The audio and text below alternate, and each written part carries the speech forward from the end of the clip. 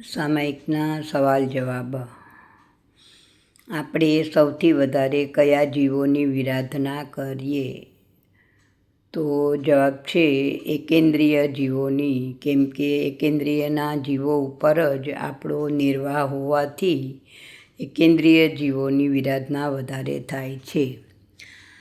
સામાયિકનો કયો પાઠ ભણતા ભણતા કોને કેવળ જ્ઞાન થયું હતું?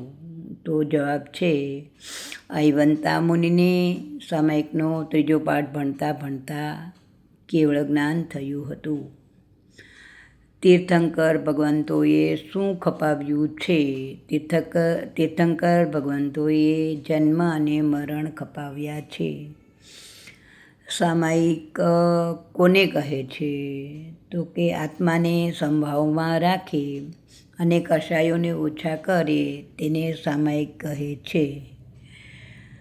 સામાયિક કેટલા સમયની કરાય? તો સામાયિક 48 મિનિટ એટલે કે 2 ઘડીની કરાય. 1 ઘડીમાં 24 મિનિટ અને 2 ઘડીમાં 48 મિનિટનો સમય થાય છે. સંવર કરવો હોય તો કેટલા સમયનો કરાય? તો સંવર 48 મિનિટથી ઓછો જે કાંઈ સમય હોય તેને સંવર કહેવાય છે. અને સંવર અને સામાયિક ગમે ત્યારે કરી શકાય છે. સામાયિકમાં 24 તીર્થંકરમાં 2 નામ કયા કયા તીર્થંકરોના હતા? તો કહે છે કે ઋષભદેવ ભગવાનનું નામ આદિનાથ, સુવિધિનાથ ભગવાનનું નામ પુષ્પદંત, નેમનાથ ભગવાનનું નામ અરિષ્ટનેમી અને મહાવીર સ્વામીનું નામ વર્ધમાન. સામાયિકમાં રંગોળીનો પાઠ કયો? તો જવાબ છે લોગસનો પાઠ. એમાં 24 તીર્થંકરોના નામ છે અને તેમના વર્ણ પણ જુદા જુદા હોવાથી તેમને રંગોળીનો પાઠ કીધો છે.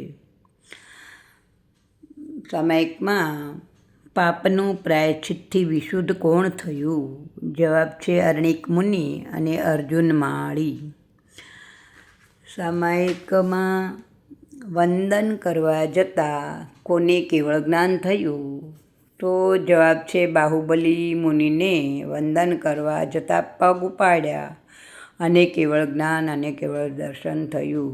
જય જિનેન્દ્ર.